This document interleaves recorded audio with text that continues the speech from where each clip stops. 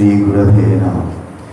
अज्ञानतिमिरान्धस्य ज्ञानाञ्जनशलाकया चक्षुरुन्मीलितं येन तस्मै श्रीगुरवे नमः।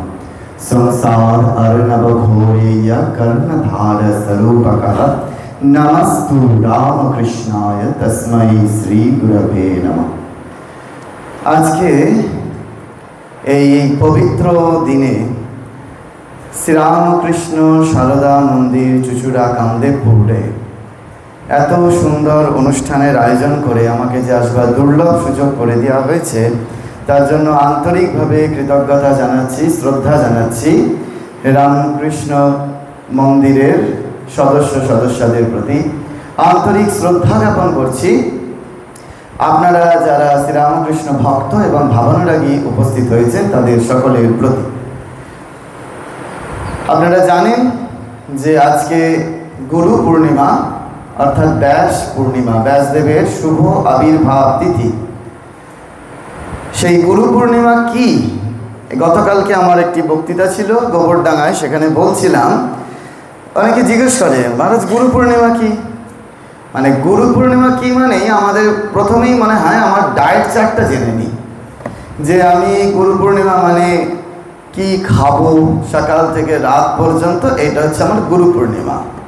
এই গত পরশুদিন বক্তৃতা ছিল, সেখানে বলছিলাম যে মঠে যাবেন, গুরুদেবদের প্রণাম করবেন আর প্রসাদ পাবেন। বলছে প্রসাদে কি হয়? খিচুড়ি হয়। গুরু পূর্ণিমার দিন খিচুড়ি খাবো? ব্যাপারটা হচ্ছে এই, আমাদের গুরু পূর্ণিমা মানে কি খাবোতে আটকানো, উপবাস মানে কি খাবোতে আটকানো।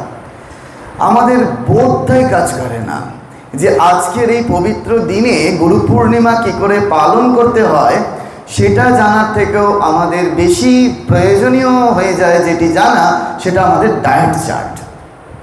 ডায়েট চার্ট জানাটা গুরু পূর্ণিমার কাজ নয়।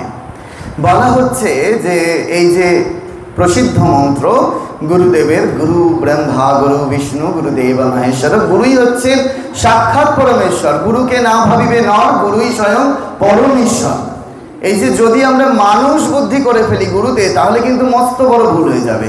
সেই জন্য সাক্ষাৎ মা ঠাকুরন বলছেন, সারদা মা বলছেন, গুরুর সঙ্গ বড় বেশি করতে নেই। কেন করতে নেই? না গুরুতে মানুষ বুদ্ধি এসে পড়বে।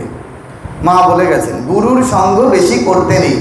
কি হয় তাতে? গুরুতে মানুষ বুদ্ধি এসে পড়ে। যদি গুরুতে মানুষ বুদ্ধি এসে পড়ে তাহলে কিন্তু খুব মুশকিল। গুরু কখনো মানুষ নন। শ্রীরামকৃষ্ণের কথামৃতে বলছেন সেই এক সচ্চিদানন্দ ব্রহ্ম, তিনি মানুষ শরীরে গুরুরূপে আসেন, আমাদেরকে মন্ত্র প্রদান করেন। গুরুদেব এসে কি করেন? গুরুদেব এসে আমাদের ভেদ দৃষ্টি দূর করে দেন। तुलसीदास बोलते सतगुरु पावे भेद बतावे, ज्ञान करो उपदेश, जब कैला का मैला छोड़े आप करो परवेश। सतगुरु पावे भेद बतावे। सतगुरु পেলে কি হয়? আমাদের ভেদ দৃষ্টি দূর হয়ে যায়। অজ্ঞানতিমিরান্ধস্য, অজ্ঞানের যে অন্ধকারে আমাদের ভেদ দৃষ্টি হয় না, এই রামকৃষ্ণ ভক্তদের একটা ভেদ দৃষ্টি আছে, জানেন তো? এটা আমি শোনাই। আবার অন্য সম্প্রদায়েরও আছে। কিরকম? অন্য সম্প্রদায়ের আজকে যেমন সমস্ত সম্প্রদায়েরই গুরু পূর্ণিমা পালন হচ্ছে, কিন্তু বিভিন্ন সম্প্রদায়ের, ওই জন্য বিবেকানন্দ গর্জে উঠে বলেছিলেন পৃথিবীতে যতগুলো মানুষ আছে ততগুলো সম্প্রদায় হোক ক্ষতি নেই, কিন্তু কেউ যেন সাম্প্রদায়িক না হয়। এইগুলো আমাদের শুনতেই হবে। বিবেকানন্দকে না ধরে যদি আমরা কোনো কিছু বোঝবার চেষ্টা করি তাহলেই মস্ত বড় ভুল হয়ে যাবে। এবার গোড়ামিটা বলি। রামকৃষ্ণ ভক্তদের মনে হয় যে ও অন্য সম্প্রদায়ের, ও বৃন্দাবনের, কি ও নবদ্বীপের কোনো গোসাইয়ের কাছে আশ্রিত, তো আমাদের দলে নয়, আমাদের থেকে যেন কম থাকে। এইটা আমাদের অনেকের মনে হয়। এই ভেদ দৃষ্টি দূর করার জন্যই আমাদের দীক্ষা প্রদান। পরম পূজ্যপাদ স্বামী প্রময়ানন্দজি মহারাজ রামকৃষ্ণ মঠ ও রামকৃষ্ণ মিশনের সহ সংঘাধ্যক্ষ ছিলেন। তিনি এই শরীরকে এক সময় বলেছিলেন, রামের গুরু, যদুর গুরু, মধুর গুরু, শ্যামের গুরু, সবার গুরু একই গুরু, বুঝলে তবে সাধন শুরু।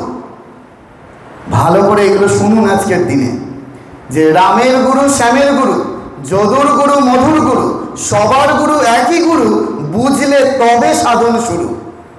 এই জন্যই গুরুদেবের আশা যে অজ্ঞানতা যতক্ষণ আমাদের দূরীভূত না হচ্ছে ততক্ষণ পর্যন্ত আমাদের কখনো কল্যাণ সাধিত হতে পারে না। সেই জন্য কি করেন গুরুদেব? গুরুদেব হচ্ছেন আমাদের এসে অজ্ঞানতাকে দূর করে দেন। सदगुरु पावे भेद बतावे ज्ञान करो उपदेश जब कैला का मैला छोड़े आग करो प्रवेश। मंदिरे उपस्थित परम पूज्यपाद श्रीमद स्वामी ज्ञानालोकानंद जी महाराजेर अतुल चरणे आमार भक्तिपूर्ण प्रणाम। কাজ হচ্ছে এটি, এবং আজকের দিনে বিশেষ করে যেগুলি আলোচনার প্রয়োজন সেটি হচ্ছে গুরুরূপী শ্রীরামকৃষ্ণ, গুরুরূপিণী শ্রী শ্রীমা সারদা দেবী এবং গুরুরূপী স্বামী বিবেকানন্দ কিভাবে আমাদেরকে দিক দর্শন করালেন, এইটি আমাদের জানবার ভীষণ প্রয়োজন। যে আমরা কি করে ভেদ দৃষ্টি থেকে অভেদে উঠতে পারবো। ভেদ দৃষ্টি কি না, আমরা মনে করি যে ও আর আমি আলাদা। সারদা মা এসে বলছেন যে দেখো আমার মধ্যেও যিনি, তোমার মধ্যেও তিনি, দুলে বাগদি সকলের মধ্যেই সেই তিনিই রয়েছেন। এই হচ্ছে অভেদ দৃষ্টিতে আমাদেরকে উঠতেই হবে। আর এই গুরু পূর্ণিমার পূর্ণ মুহূর্তে আমাদের মনে রাখতে হবে শাস্ত্র কি বলছেন। শাস্ত্র বলছে নাস্তি মাতৃ সম গুরু, পিতারভ্য অধিকা মাতা, গর্ভ ধারণ পোষণা, অতহি ত্রিষু লোকেষু নাস্তি মাতৃ সম গুরু। বলছে পিতারভ্য অধিকা মাতা, পিতার থেকে মায়েরা অনেক এগিয়ে রয়েছেন, অনেক অধিক গুণে শ্রদ্ধার পাত্র তারা। কেন? গর্ভ ধারণ পোষণা, তারা গর্ভ ধারণ করতে পারেন। বাবা শরীরগুলো জানে না গর্ভ যন্ত্রণা কি জিনিস, মায়েরা জানেন গর্ভ ধারণ পোষণা। অতহি ত্রিষু লোকেষু, অতএব এই তিন লোকে স্বর্গ মর্ত পাতালে নাস্তি মাতৃ সম গুরু, মায়ের সমান কোনো গুরু নাই। এটা আমাদের শাস্ত্র বারবার করে শোনাচ্ছেন। সেই জন্য আজকের দিনে এই গুরু পূর্ণিমার পূর্ণ মুহূর্তে আমাদেরকে নিজ নিজ গর্ভধারিণীর প্রতি সেই একই শ্রদ্ধা পোষণ করতে হবে, এই বিষয়ে কোনো সন্দেহ নেই। কারণ তিনি আমাদের প্রথম গুরু। এইবার এই গুরুতত্ত্ব কোথায় প্রকাশ পেয়েছে না, আমাদের বিশ্বসার তন্ত্রে এই গুরুতত্ত্ব প্রকাশ পেয়েছে। বিশ্বসার তন্ত্রে 122টা শ্লোকে ওই গুরুতত্ত্ব বলা হয়েছে। সেখানে প্রশ্নকর্তা স্বয়ং দেবী পার্বতী, আর প্রবক্তাকে স্বয়ং দেবাদিদেব মহাদেব। দেবী পার্বতী প্রশ্ন করছেন মহাদেবের কাছে, এই যে সংসার আবর্তে বদ্ধ জীব, তাদের মুক্তির উপায় কি?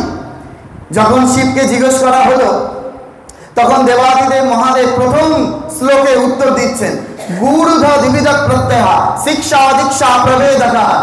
গুরু কি করেন না, গুরু হচ্ছে আমাদের দুই প্রকার, শিক্ষা দীক্ষা প্রভেদকা। এক হচ্ছে শিক্ষাগুরু আর এক হচ্ছে দীক্ষাগুরু। শিক্ষাগুরু আমাদের প্রচুর থাকতে পারে, যেমন আমরা ভাগবতে পাই অবধূতের 24 গুরুর কথা। শিক্ষাগুরু আমাদের অনেক হতে পারে। আমরা কলেজ, স্কুল, ইউনিভার্সিটিতে যেখানে যেখানে আমরা শিক্ষা লাভ করেছি সেখানে সেখানে আমাদের শিক্ষাগুরুর সংখ্যা একাধিক হতে পারে। শিক্ষাগুরু কি করেন? আমাদের এই জাগতিক সুখ সমৃদ্ধির উন্নতির পথের পথ বদলে দেন।